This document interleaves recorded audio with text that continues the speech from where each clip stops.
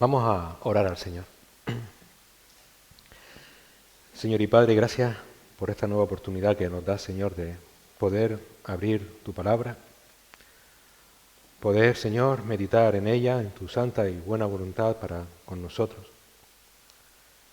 Reconociendo, Señor, que nos acercamos ante ella con santo temor y temblor, porque, Señor, tu palabra es terreno santo y debemos acercarnos a ella con el deseo de que tú, Señor, nos instruya, pero también, Señor, con el temor de ser obedientes a ella, Señor.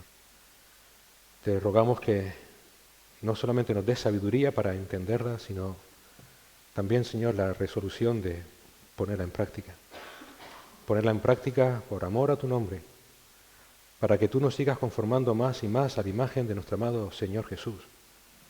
Y para que tú nos uses, Señor, para dar testimonio a este mundo sumido en pecado, de que tú eres un Dios verdadero, de que tu palabra es la verdad, de que Cristo es la verdad, de que Cristo es el camino, de que Cristo es la vida. Ayúdanos, Señor. Gracias por tu paciencia para con nosotros. Líbranos del error y ahora, Señor, recibe con agrado todo lo que vamos a hacer. En Cristo Jesús. Amén. Les ruego, les animo, les invito, lo que ustedes quieran, a que abran sus Biblias en Primera de Pedro, en el capítulo 2. Primera de Pedro, capítulo 2. Como saben, hemos estado estudiando esta carta durante los últimos meses. Y con la guía y ayuda del Señor, hoy vamos a meditar en los versículos del 11 al 17 de este capítulo 2, bajo el título Extranjeros y peregrinos manifestando la santidad de Dios en un mundo caído. Extranjeros y peregrinos manifestando la santidad de Dios en un mundo caído. Si recuerdan, hace unas semanas tuvimos unas conferencias donde recibimos a un hermano invitado, nuestro querido hermano Daniel Corral, que abordó el profundo tema de ser santos como Dios es santo. Ya le pasé a él la comisión por haber predicado en mi lugar este pasaje. No, es broma. Sino que, bueno, luego lo hablamos en casa. Mira, ¿por qué no me dijiste nada? Y yo, al contrario, sí, fue una oportunidad única.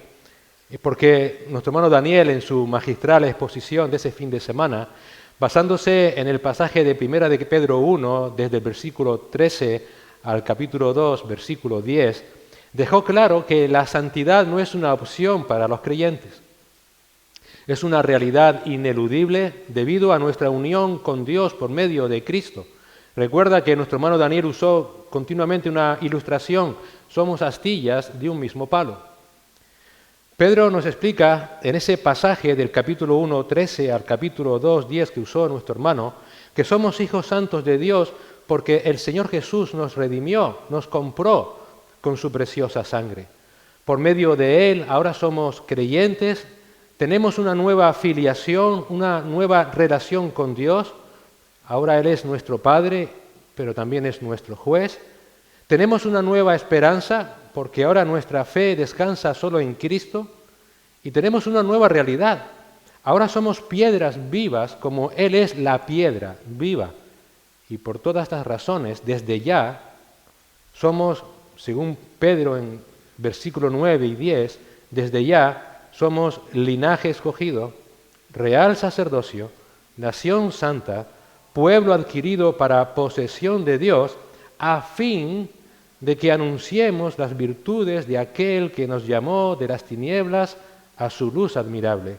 Pues nosotros, en otro tiempo, no éramos pueblo, pero ahora somos el pueblo de Dios. No habíamos recibido misericordia, pero ahora hemos recibido misericordia. Esta es la nueva realidad de todo creyente. Por tanto, esta santidad práctica a la que somos llamados por Dios no es una opción para el que se dice ser hijo de Dios. Es nuestro propósito de existencia, tanto presente en esta vida como futura por la eternidad. Porque fuimos salvados, recuerda, para ser como Cristo. Eso es la santificación.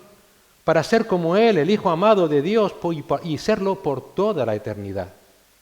Por esta razón, nuestro llamado en esta vida, porque no puede ser de otra manera, es manifestar la santidad de Dios, nuestro Padre, en un mundo caído. Nuestra vida santa como pueblo de Dios es la evidencia palpable al mundo de un Dios misericordioso, justo y sobre todo 3 veces santo. Y por esta simple razón no estamos llamados a una santidad abstracta e inalcanzable, como si Dios fuera abstracto e inalcanzable, sino que somos llamados a reflejar de manera concreta y cercana el carácter de aquel que nos redimió. Es a través de esta santidad práctica, cercana, en el día a día, que la verdad y el poder del Evangelio de Cristo se hacen tangibles para un mundo que está alejado de Dios. Hoy quiero, con la ayuda del Señor, que profundicemos en este llamado a manifestar esa santidad de Dios en un mundo caído, viendo cómo se pone en práctica de manera muy simple. La santidad no es algo, como hemos dicho, abstracto, algo inalcanzable. Veremos cómo esta santidad, lejos de ser una carga, de ser algo difícil de alcanzar, es el camino primeramente hacia la verdadera libertad. Una libertad que no es para nuestro propio beneficio, sino para el de los demás y sobre todo para la gloria de Dios.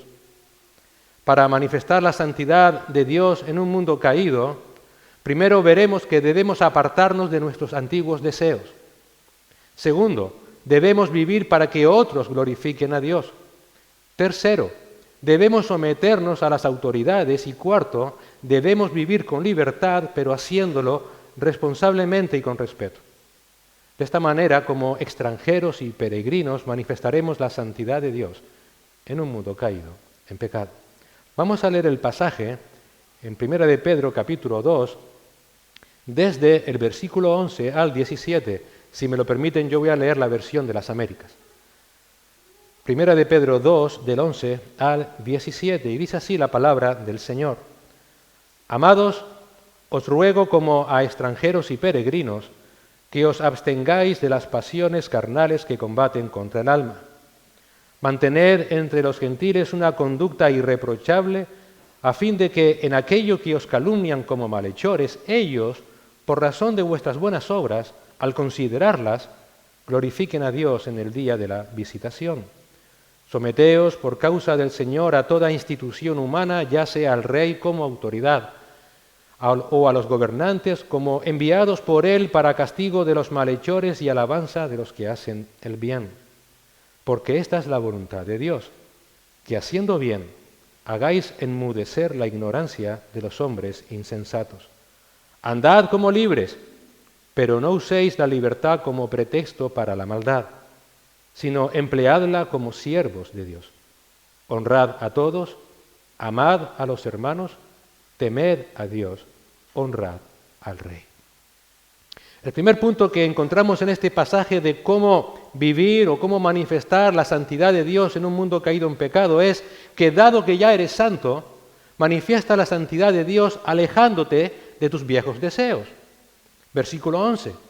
Amados, os ruego como extranjeros y peregrinos que os abstengáis de las pasiones carnales que combaten contra el alma. Existe una verdad fundamental que, si la abrazas completamente, transforma por completo tu perspectiva de vida y también, por supuesto, tu testimonio con los no creyentes.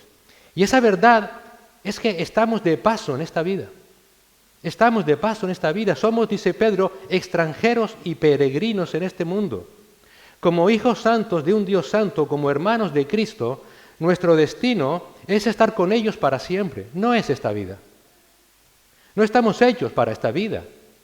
Ahora tenemos una nueva vida en Cristo que será plenamente manifestada cuando el Señor regrese por nosotros. En palabra de Pablo a los Colosenses, en el capítulo 3, versículos 3 y 4, porque habéis muerto y vuestra vida está escondida con Cristo en Dios, cuando Cristo nuestra vida sea manifestado, entonces vosotros también seréis manifestados con Él en gloria. Esta realidad nos dice, en otras palabras, que nuestra nueva identidad en Cristo nos desvincula de este mundo. Tal como Jesús afirmó en Juan 17:16, no son del mundo, como tampoco yo soy del mundo. Esta no es una idea abstracta, sino una verdad profunda con implicaciones directas para nuestra vida actual.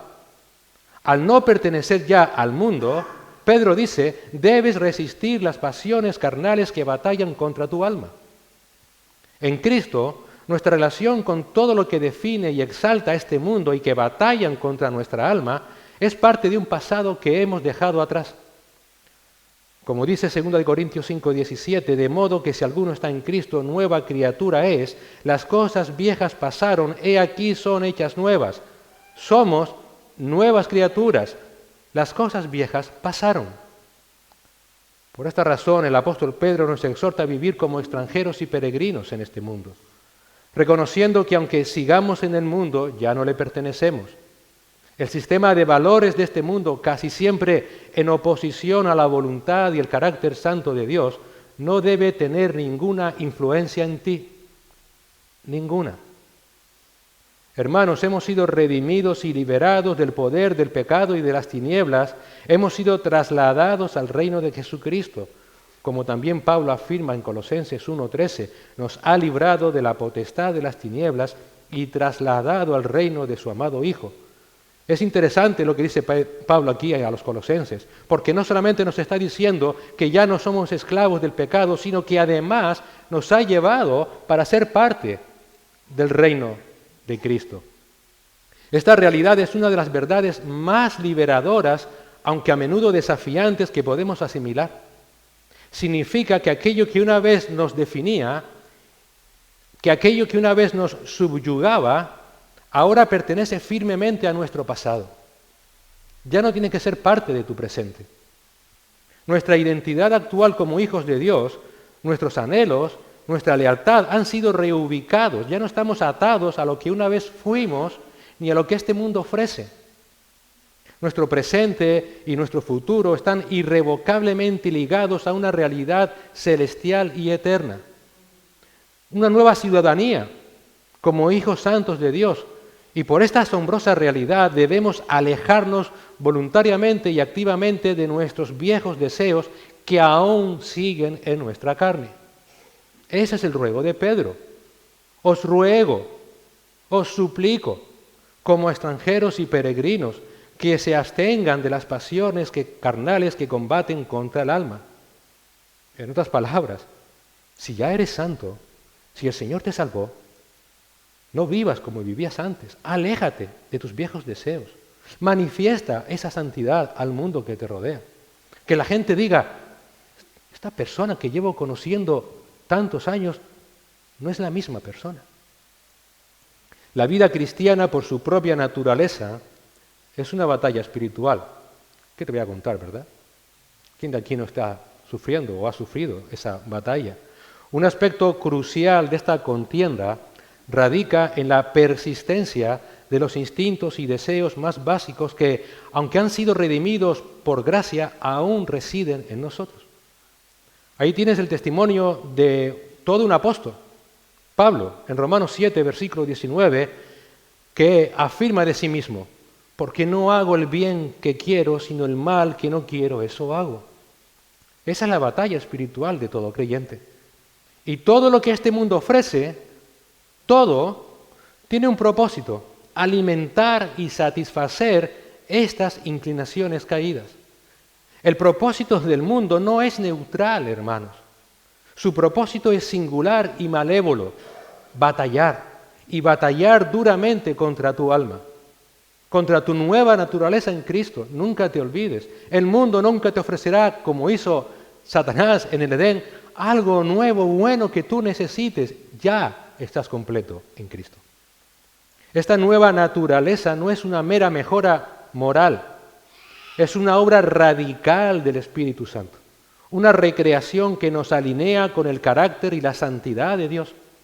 Sin embargo, las ofertas seductoras del mundo actúan como munición para nuestras viejas pasiones, como gasolina para que sigan funcionando, buscando constantemente hacer imposible esa realidad de nuestra vida nueva, espiritual, viviendo como Cristo vivió. Por esa razón debes alejarte de ellas. Aléjate de ellas. No quieren nada bueno para ti. Lo que el mundo ofrece y que batallan contra nuestra alma, intentan ahogar la voz del Espíritu, entorpecer nuestra comunión con el Padre, desviar nuestra mirada del Señor Jesucristo. Este es un conflicto existencial por la supremacía en nuestro ser. ¿Alguna vez te has preguntado quién gobierna tu nueva vida? ¿Alguna vez te lo has preguntado? Pues debieras. Por esta razón, la exhortación divina es clara e ineludible. Como ciudadanos del cielo, de paso en esta tierra, porque no somos otra cosa que de estar de paso, extranjeros y peregrinos, debes alejarte de tus viejos deseos terrenales, porque ya no se identifican contigo, tú no te identificas con ellos, porque saben que solamente buscan batallar contra tu alma, solamente. No buscas que seas mejor persona, ni que vivas una vida plena, ya la tienes en Cristo. Por esa razón, este mandato que nos da aquí Pedro no es una sugerencia opcional, es una imperativa práctica. Si quieres vivir en santidad como nuestro Padre nos exhorta, debes alejarte de tus viejos deseos. Esto implica una disciplina intencional, implica una vigilancia constante, reconociendo que cuando cedemos a las tentaciones mundanas, no solamente perdemos terreno ante el adversario, sino que damos un paso atrás significativo en nuestra santidad progresiva. Recuperar ese terreno será una lucha ardua, marcada por la aflicción, marcada por el abatimiento y en ocasiones por la disciplina del Señor, porque Dios a quien ama disciplina. La relevancia de esta verdad es inmensamente práctica. No se trata de una teoría abstracta, sino de una realidad que afecta cada decisión, cada pensamiento y cada acción en nuestro día a día. Nuestra santificación depende de que reconozcas esta guerra y nos armemos para resistir, no en nuestras propias fuerzas, sino en la gracia y el poder que nos son dados en Cristo. El Señor Jesús nos dijo en Mateo 26:41, velad y orad para que no entréis en tentación. El espíritu está dispuesto, pero la carne es débil. En Lucas 12:35 dijo, estad siempre preparados y mantened las lámparas encendidas. Pablo también nos lo recuerda en Efesios 6, recuerda, con la armadura del espíritu. Y Pedro, en esta carta, anteriormente, en el capítulo 1, versículo 13, nos dijo, por tanto, ceñid vuestro entendimiento para la acción, sed sobrios en espíritu, poned vuestra esperanza completamente en la gracia que se os traerá en la revelación de Jesucristo. Y si recuerdas aquel día que lo leímos, ¿a qué acción se refiere? A esta lucha precisamente. Sé sobrio, mantente alerta, pon tu esperanza en medio de la batalla completamente en la gracia que el Señor traerá cuando Él vuelva. Pon tu vista en las cosas celestiales. Amados hermanos, la obra redentora de Cristo en la cruz, su resurrección, nos han otorgado una plenitud de vida y una paz que sobrepasa todo entendimiento. Y no es algo para el futuro, desde ya. Filipenses 4:7, Pablo nos dice, y la paz de Dios, que sobrepasa todo entendimiento, guardará vuestros corazones y vuestras mentes en Cristo Jesús. Estos dones inestimables que ya podemos disfrutar no son promesas futuras, como hemos dicho. Son realidades presentes que el creyente, que tú y yo estamos llamados a experimentar. Sin embargo, existe una condición intrínseca para la manifestación de esta plenitud en nuestra vida diaria. ¿Cuál? La mortificación de nuestros viejos deseos, que aún están en nuestra naturaleza caída. Mientras más mortificamos esos deseos, más será la paz y el gozo de Cristo en medio de la batalla. Cristo se encargará de guardar tu corazón. Cristo se encargará de guardar tu mente mientras batallas contra esos deseos. Si no emprendemos esta indispensable labor de alejarnos de esos deseos que combaten contra el alma, de hacer morir esas pasiones y apetitos que aún persisten en nosotros, arraigados en el viejo hombre y alimentados por el sistema de este mundo, entonces esta gloriosa vida, esta profunda paz que Cristo nos ha legado ya como parte de nuestra nueva ciudadanía, quedarán relagadas a una mera ilusión.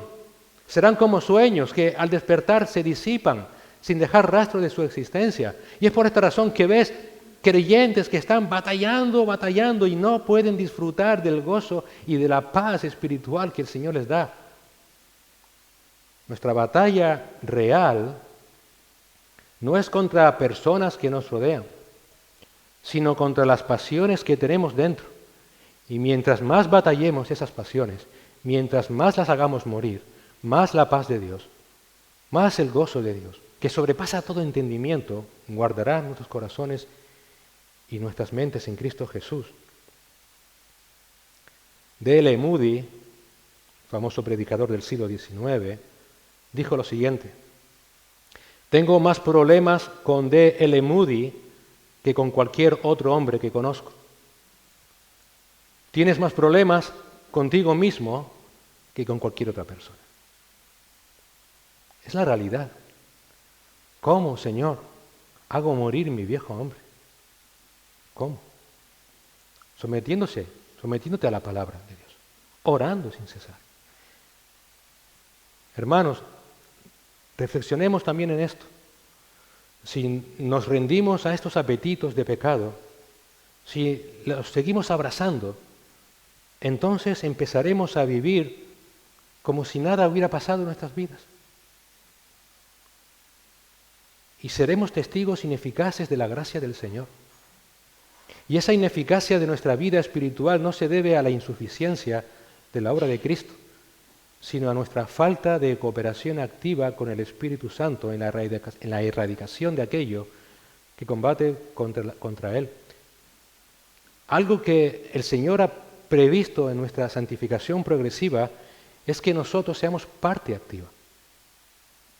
La salvación es totalmente una obra de Dios, pero en nuestra santificación progresiva el Señor ha querido que participemos en Él. Cuando eso no sucede, ¿cuál es el testimonio nuestro del Evangelio? ¿Cuál es el testimonio de un evangelio que transforma radicalmente a una persona? ¿Cuál? Por tanto, no es casual que el apóstol Pedro, como primera exhortación clara para poder manifestar a este mundo de que Dios es un Dios santo, es que nosotros también hagamos morir lo que está en nuestra carne y que batallan contra nuestra alma para vivir santamente como Dios es santo. Para que la santidad de Dios se manifieste en este mundo caído a través de la realidad celestial y eterna que ya posees en Cristo, debes apartarte activamente de los deseos pecaminosos que persisten en ti, mortificándolos de manera deliberada y constante mediante el poder del Espíritu. La segunda indicación de Pedro para mostrar la santidad divina en un mundo en tinieblas también es clara, muy concisa. Nuestra propia santidad nos exige vivir para que otros den gloria a Dios. Dado que eres santo, manifiesta la santidad de Dios viviendo para que otros den gloria a Dios. Versículo 12. Mantened entre los gentiles una conducta irreprochable, a fin de que en aquello que os calumnian como malhechores, ellos, por razón de vuestras buenas obras, al considerarlas, glorifiquen a Dios en el día de la visitación. Cuando conectamos este versículo con el anterior, Pedro nos transmite un mensaje clave. Como creyentes en Cristo, que estamos de paso en esta vida, nuestra existencia como hijos santos de Dios no se limita solamente a la contención de nuestras pasiones y de nuestros deseos mundanos. Además, hemos sido llamados a vivir de tal modo que otros sean guiados a glorificar a Dios. Esta verdad fundamental es uno de los pilares de nuestra vida para mantener una conducta intachable a la que somos llamados. El Espíritu Santo, por medio de Pedro, nos exhorta a mantener entre los gentiles una conducta irreprochable. Dicho con otras palabras, somos exhortados a tener una conducta ejemplar entre aquellos que no conocen a Dios, a reflejar en tu trato con ellos la santidad de Dios. ¿Para qué? ¿Cuál es el fin? Pedro sigue diciendo, a fin de que en aquello que os calumnian como malhechores, ellos, por razón de vuestras buenas obras, al considerarlas, glorifiquen a Dios en el día de la visitación. ¿Día de la visitación? ¿Qué es el día de la visitación? Bueno, simplemente es una expresión usada para referirse al día de la salvación del pecador. Como escribe Matthew Henry, es el día en que Cristo viene a visitarnos con su gracia. Todos nosotros tuvimos un día de la visitación, un día en que Cristo nos visitó con su gracia y nos salvó. Y el punto de Pedro aquí es claro, que una vida marcada por una rectitud inusual en este mundo, manifestada en buenas obras, aunque seamos calumniados o acusados falsamente de obrar el mal, es un testimonio innegable del poder transformador del Evangelio de Cristo, de la santidad de Dios. Nuestra conducta intachable hablará por sí misma. Y el objetivo no es cosechar halagos, no es que digan qué buen cristiano es. El objetivo es que esa coherencia de vivir santamente con lo que predicamos, a pesar de los ataques, puedan ser usado por el Señor para dirigir a otros al Evangelio del Señor y que ellos experimenten la salvación por la gracia que tan generosamente nosotros ya hemos recibido y glorifiquen a Dios en el día de la visitación. El punto aquí de Pedro es claro. Si tu objetivo es que la vida de otros, si tu deseo es que la vida de otros sea dirigida hacia el Evangelio de Cristo, para que el Señor también les salve, si es su voluntad, para que glorifiquen a Dios por su salvación, entonces tu modo de vida va a ser fundamental. Porque usará tu modo de vida para dirigir a las personas al Evangelio.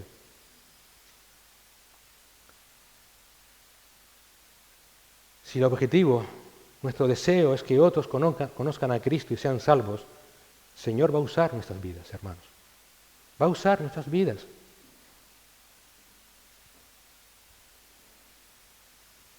Entonces tu modo de vida, mientras vas de camino a la gloria, debe ser uno de irreprochable santidad, no solamente haciendo morir esos deseos que aún están dentro de ti, sino además mostrando la santidad de Dios.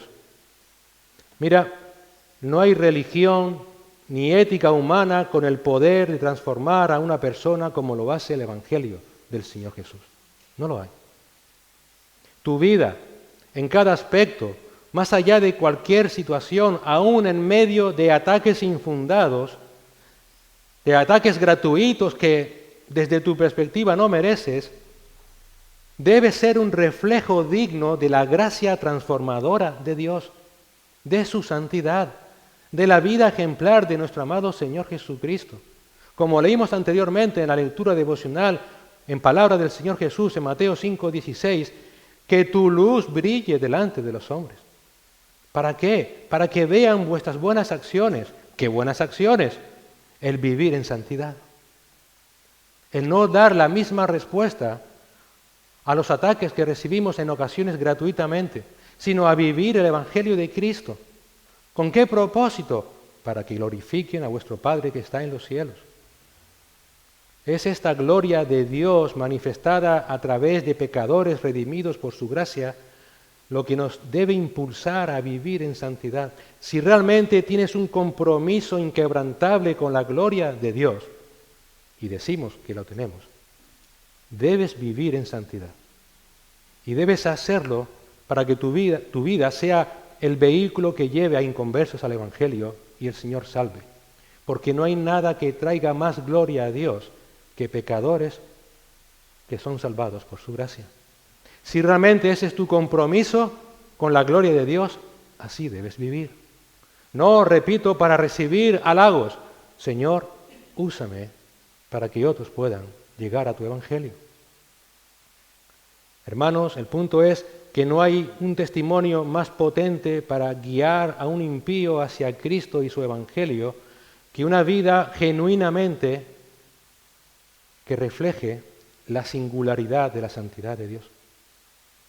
Nuestra breve existencia en este mundo tiene un propósito muy claro y definido: dirigir a otros hacia el Evangelio de nuestro Señor Jesucristo para la gloria de Dios. Y nuestro testimonio es fundamental para este fin. Fundamental. Así que, según lo visto hasta ahora, se desprende que la santidad de Dios se manifiesta en este mundo caído a través de la realidad celestial y eterna que ya posees en Cristo cuando luchas diariamente contra tu pecado. Aunque esta batalla no signifique su completa erradicación en esta vida, Tu integridad debe ser innegable para los que te rodean. Es a través de una conducta santa, intachable, en ocasiones injusta desde nuestra perspectiva, es que suplicamos a Dios que nos use para guiar a otros al Evangelio de Cristo, para que ellos también encuentren la salvación y que todo sea para la gloria del Señor. Lo tercero que Pedro sigue diciendo es que esa santidad de Dios en nuestras vidas debe ser evidente por medio de una sumisión cívica por causa del Señor. Dado que eres santo, manifiesta la santidad de Dios sometiéndote a las autoridades. Versículo 13, 14 y 15. Someteos por causa del Señor a toda institución humana, ya sea al rey como autoridad o a los gobernadores como enviados por él para castigo de los malhechores y alabanza de los que hacen el bien. Porque esta es la voluntad de Dios, que haciendo bien hagáis enmudecer la ignorancia de los hombres insensatos. Viendo tristemente la escasa calidad moral de muchos gobernantes, llevar a cabo este mandato no es tarea fácil, ¿no es cierto? Pero si nos acordamos de la época de Pedro y cuando Pedro escribe esta carta, los gobernantes actuales son, bueno, recuerdan quién era el emperador en la época de Pedro, ¿verdad? Un tal Nerón. Bueno, ¿y qué dice Pedro? Someteos a Nerón. ¿Qué estás hablando, Pedro? Sí, someteos a él. ¿Pero por qué, Pedro? Por causa del Señor. Por causa del Señor. Pedro nos insta a someternos a las autoridades no por causa de ellas, sino a causa del Señor. Someteos por causa del Señor a toda institución humana. Si cogemos este versículo, este mandato, y lo complementamos con el versículo que encontramos en Romanos 13:1, donde se nos dice que toda autoridad humana ha sido instituida por Dios, es decir, ha sido establecida soberanamente por Dios, por el plan predeterminado de Dios, esta frase, por causa, o mejor, a causa del Señor, nos está apuntando a un punto, a la soberanía de Dios, al plan eterno del Señor. Esta frase podríamos decirla de la siguiente manera: someteos a toda institución humana, ya sea al rey como autoridad o a los gobernadores, por causa del plan eterno y soberano de Dios. Y ese plan eterno, como ya sabemos, o debiéramos saber, es que Dios, en su infinita sabiduría y soberanía, ha creado un plan. Y es un plan eterno y redentor. Todo lo que vemos en la historia tiene un plan. Y el plan es redimir para Dios un pueblo, santo como Él es santo. Y este plan redentor que Él está desplegando activamente a través de la historia, a menudo trasciende nuestra comprensión finita en sus métodos y en sus tiempos. Sin embargo, lo que sí conocemos con certeza de ese plan es que es inmutable. ¿Por qué? Porque es para su gloria. Nada va a fachar, permítame la expresión, su gloria.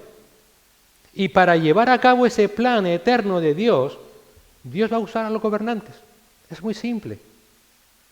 Y por esa razón, soberanamente pondrá a unos y pondrá a otros. Unos de un tipo, otros de otro, unos de una calaña y otras de otra. Así que Pedro básicamente está diciendo aquí que Dios, para llevar a cabo de manera inmutable su plan redentor, se vale de los gobernantes para cumplirlo. Por lo tanto, la respuesta apropiada del creyente que manifiesta la santidad de Dios en este mundo, que sabe cuál es el plan de Dios, ¿qué hará con las autoridades? Se va a someter obedientemente a esos gobernantes de Dios. ¿Por qué? Porque es lo que Dios ha establecido para llevar a cabo de manera perfecta su plan redentor. Nuestra sumisión a esas autoridades no es una abdicación de nuestra libertad o derechos como ciudadanos, sino una participación en el cumplimiento de los propósitos soberanos de Dios, reconociendo que sus caminos aunque misteriosos a veces, son siempre perfectos y buscan el bien de almas redimidas para la gloria de Dios. ¿Tú sabes cuándo el Evangelio se extendió como nunca antes por todo el mundo conocido? Cuando Israel fue implosionada, perseguida por los romanos, en el año 70, destruido el templo y todos los judíos salen corriendo, salen huyendo y llegan al mundo conocido. Y junto con esos judíos, miles de cristianos. Uno se podría decir, Señor, qué injusto, ¿por qué permites eso? ¿Cómo es posible que hayas permitido que los romanos destruyeran el templo, que los romanos persiguieran a los cristianos, que estos tuvieran que salir expatriados, como dice Pedro? ¿Por qué, Señor? ¿Por qué? Porque voy a llevar el Evangelio. Porque hay muchos en esos lugares que van a escuchar el Evangelio gracias a estos cristianos. Así es el plan redentor de Dios, aunque en nuestra mente no lo entendamos. Es por esta razón que Cristo se sometió a las autoridades. Hizo exactamente lo mismo. Se sometió al sumo sacerdote, se sometió al concilio, se sometió a Pilato, no porque estuviera de acuerdo con ellos, sino porque cumplían el plan de Dios.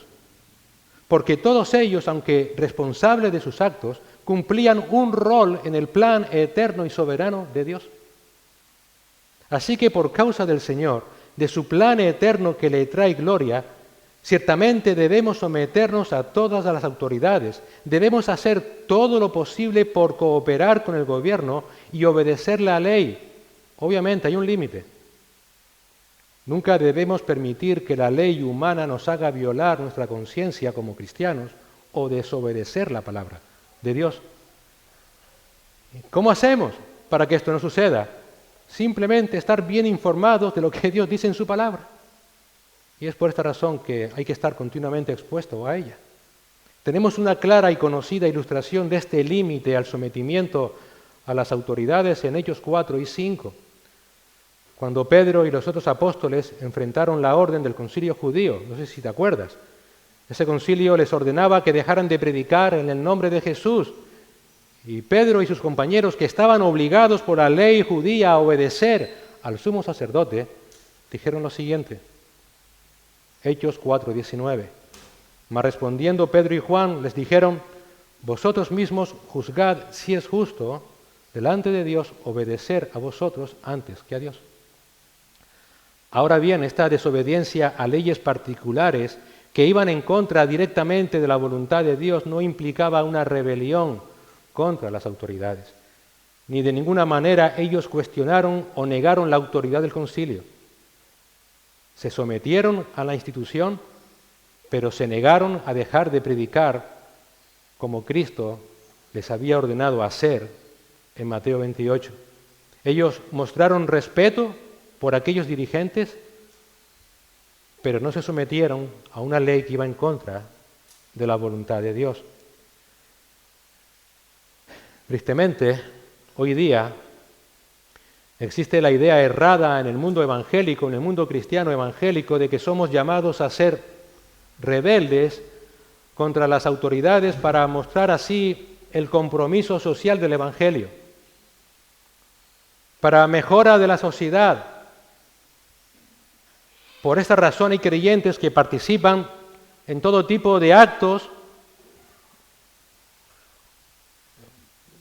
como manifestaciones u otros contra las autoridades establecidas por Dios. Pero esta concepción es totalmente falsa, porque no hay autoridad, ni rey, ni gobernadores que no estén cumpliendo un rol en el plan eterno de Dios. Querido hermano, en las Escrituras no encontrarás ni un solo llamado a ser revolucionarios ni a ir en contra del sistema, ni uno. Nuestro verdadero llamado santo es hacer la voluntad de Dios, lo que implica someternos a las autoridades que Él ha dispuesto. Sabemos que esto puede chocar con una cultura que a menudo busca la confrontación en aras, dicen ellos, de una mejor sociedad y que dice, bueno, tú como iglesia que busca hacer lo bueno, esto es bueno y hay que hacerlo, pero recuerda, ya no somos parte de este mundo. Estamos de paso. Tu fin en esta vida hasta que el Señor te llame no es cambiar la sociedad, porque sabes que esta sociedad solo habrá un cambio cuando venga Cristo.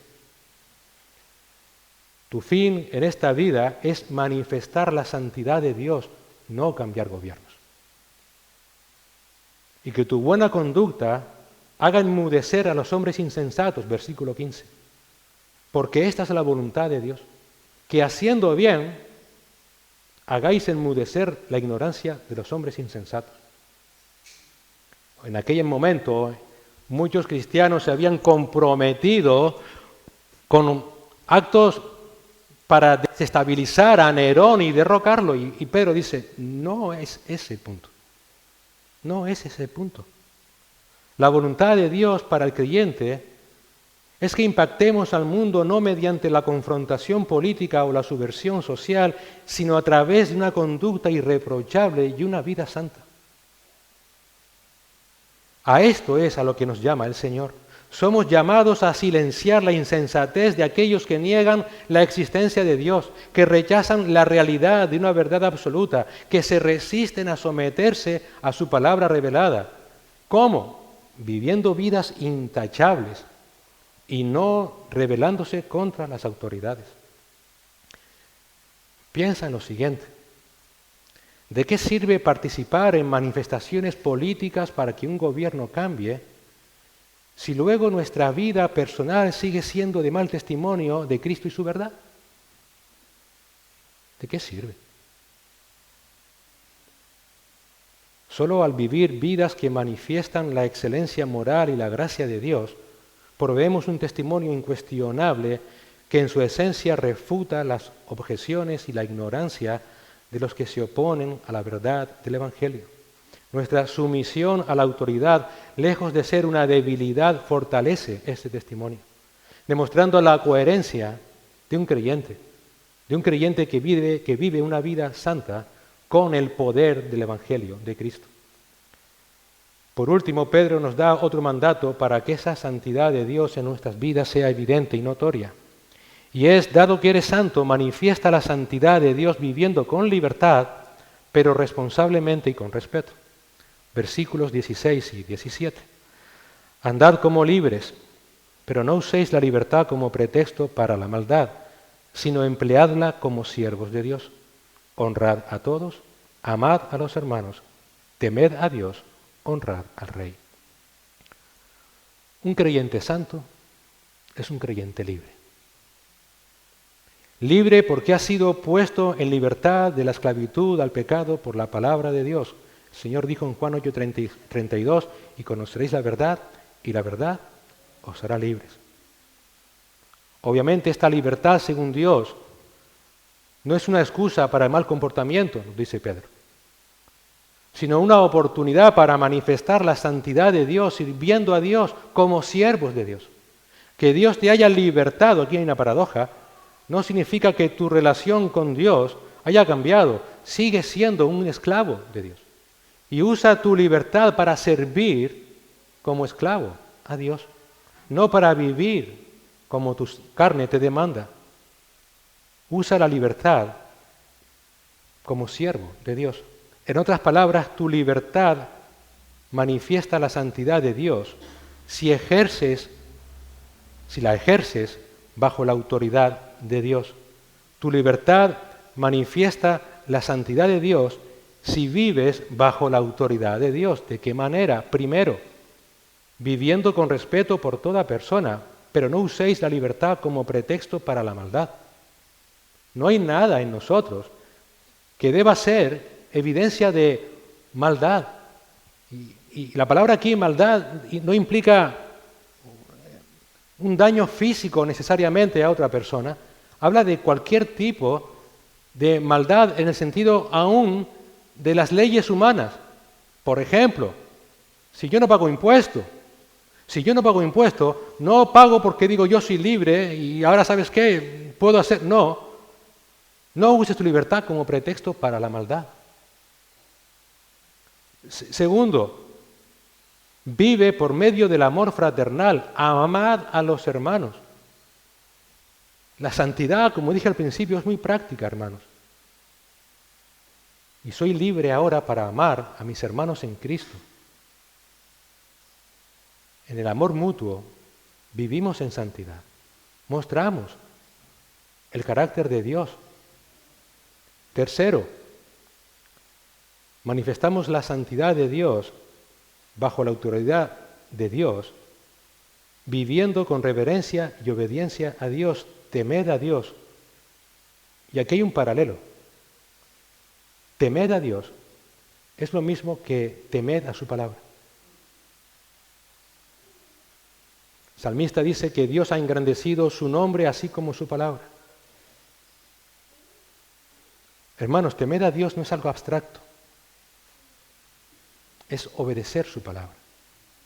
¿Cómo sabemos que Adán y Eva en el Edén, aquellos que estamos haciendo el estudio, no temieron a Dios? Porque desobedecieron su palabra. Temer a Dios es algo real. No es el miedo a lo que Él me pueda hacer. No es el miedo a que aparezca aquí ahora de repente y me pegue un palo. No, es temor a su palabra. Es sometimiento a su palabra. Es reverencia a su palabra. Y cuarto, la libertad manifiesta la santidad de Dios si estamos bajo su autoridad, una vez más, con respeto a las autoridades, honra al rey. Fíjate, si eres perspicaz, seguro que te habrás dado cuenta de que esta libertad no tiene nada que ver con nosotros. Es decir, no somos los primeros beneficiarios.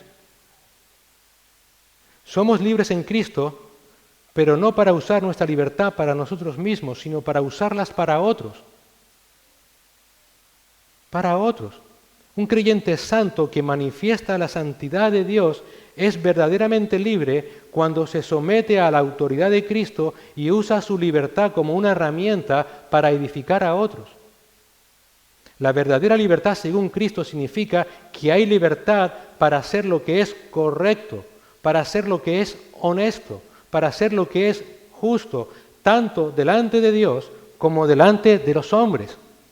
Por tanto, solamente aquellos que sabemos que somos esclavos de Dios somos realmente libres. Los creyentes libres, santos como Dios es santo, que manifiestan esta santidad divina, estamos llamados a vivir bajo el señorío de Cristo.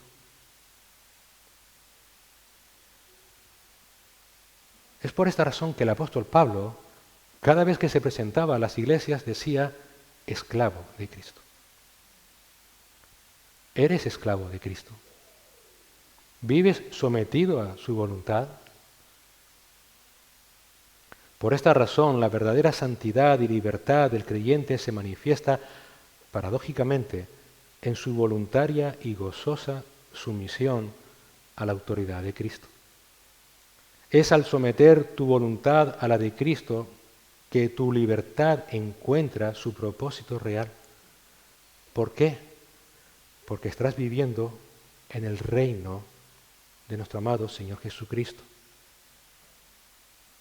Hermanos, manifestar la santidad de Dios en un mundo caído, siendo santos como Dios es santo, no es vivir una santidad de estas rodeada de una ética imposible de lograr. Por esa razón, ser santos como Dios es santo no es meramente una aspiración piadosa, sino la verdad fundamental y el propósito ineludible de nuestra existencia temporal en esta tierra como reflejo de la eternidad que nos espera. Como hijos de un Padre Santo y hermanos de Cristo, recuerda Daniel Corral, astillas de un mismo palo, nuestra vida aquí en la tierra es una representación viva de su carácter y una constante motivación para glorificarle en cada aspecto de nuestra vida. En lo cotidiano, en lo corriente. Hermanos, Dios no quiere que seamos santos para llegar a los altares y decir, dio su vida por cientos o miles. No, es la santidad cotidiana, en los pensamientos cotidianos, en las actitudes cotidianas, en tu día a día, en tu relación con tu esposa, con tu esposo, con tus hijos, en el puesto de trabajo, con tus amistades, con tus vecinos, en ocasiones recibiendo mal pero respondiendo con bien. Esa es la santidad real. Debemos ser representaciones vivas del carácter santo de Dios. Esta nueva naturaleza nos llama a abstenernos de las pasiones carnales que aún combaten dentro de nosotros, mortificándolas, entendiendo que la vida cristiana es una batalla espiritual constante, no contra el mundo, sino contra mi propio corazón. La mortificación activa de estas inclinaciones aún caídas es indispensable para poder experimentar la plenitud y la paz que Cristo ya nos ha otorgado. ¿Estás luchando contra tus pasiones carnales? Es fundamental.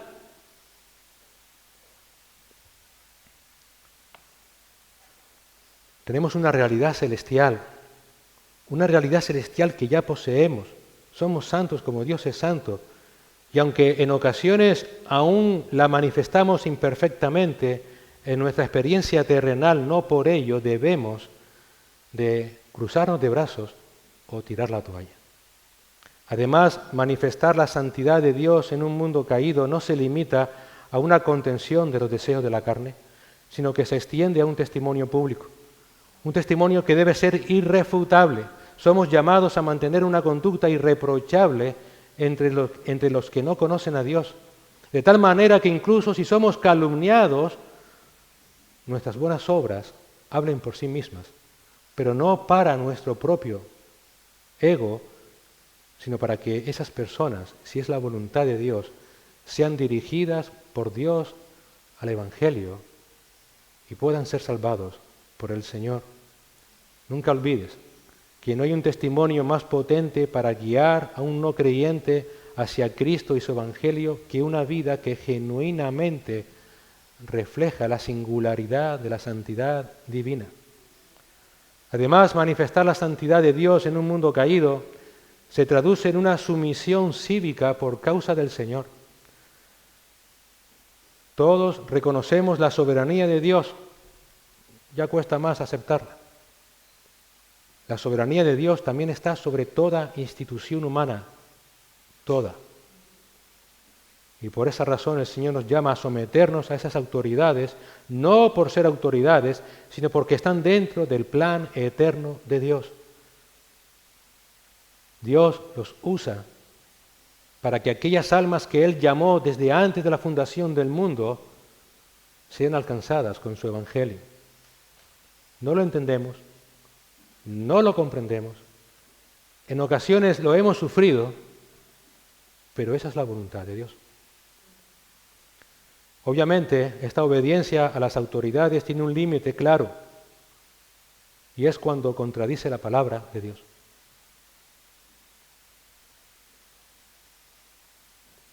Esta obediencia no implica una rebelión, sino un testimonio de coherencia. Y el punto es que con esa vida coherente con el Evangelio de Cristo, la ignorancia de muchos que niegan que Cristo exista, que niegan que Dios existe, que son rebeldes contra Dios, contra su Evangelio y su verdad, sea derrotada. Y por último, manifestar la santidad de Dios en un mundo caído nos hace libres, pero esa libertad en Cristo no es para nuestra propia satisfacción, sino para servir a otros. Un creyente santo sirve,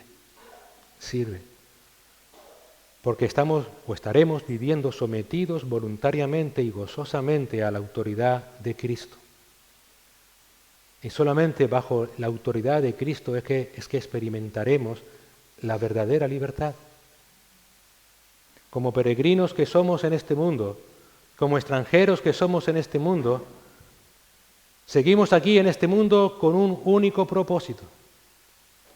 Vivimos para manifestar la santidad de Dios en un mundo caído. Pero si eres de mente inquieta, te animo a que sigas leyendo Pedro, porque esa manifestación de la santidad de Dios en un mundo caído no acaba aquí. Seguirá hablando de cuando suframos persecución, ya lo veremos. Seguirá hablando de los deberes conyugales, ya lo veremos. Seguirá hablando de tener una buena conciencia, ya lo veremos. Seguirá hablando de ser buenos administradores de todo lo que el Señor nos da por su gracia. Todo tiene un fin: manifestar la santidad de Dios en un mundo caído. Vivir en una santidad que, aunque imperfecta, debe ser evidente, es claro en la palabra del Señor. Porque tiene un único propósito: la gloria de Dios. Señor, gracias por recordarnos que como hijos tuyos, redimidos por Cristo, comprados por ti, ahora somos un pueblo, una nación santa, para manifestar a este mundo caído en pecado de que tú eres un Dios santo, 3 veces santo. Y esa santidad, Señor, no es algo abstracto, no es algo inalcanzable como si tú fueras un Dios abstracto e inalcanzable, es algo muy práctico y muy cercano. Y es nuestro día a día. Manifestamos que estamos viviendo contigo, sometidos a ti, sometidos a tu palabra, en cada acción, en cada palabra, en cada gesto, en cada opinión que podamos tener en esta vida. Es por esta razón, Señor, que te rogamos que nos ayudes a examinar todas nuestras motivaciones, a saber si estamos batallando contra esos deseos que aún están en nosotros. Que nos ayude, Señor, a examinar si realmente estamos buscando tu voluntad en nuestras vidas. Si realmente nuestro deseo es que el mundo sepa de que tú eres un Dios vivo, que Cristo vive, de que tu evangelio es la verdad a través de unas vidas radicalmente cambiadas. Ayúdanos a entender, Señor, si realmente hemos comprendido que estamos de paso en esta vida, que tú nos has dejado aquí, aunque ya no pertenecemos a este mundo, con un único y simple propósito: anunciar las virtudes de aquel que dio su vida para que todo aquel que en él crea no se pierda, sino que tenga vida eterna.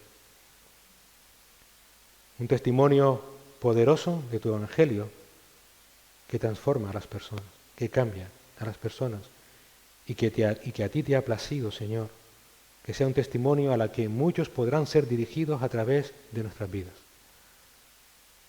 Es por esta razón, Señor, que también venimos ante tu trono de la gracia para pedirte perdón si en ocasiones esa vida santa, sometida a las autoridades, sometido los unos a los otros, en servicio mutuo, no se manifiesta, Señor. Perdónanos. Perdónanos si en alguna ocasión nuestra vida no solamente no haya sido de testimonio, sino que ha sido de mal testimonio.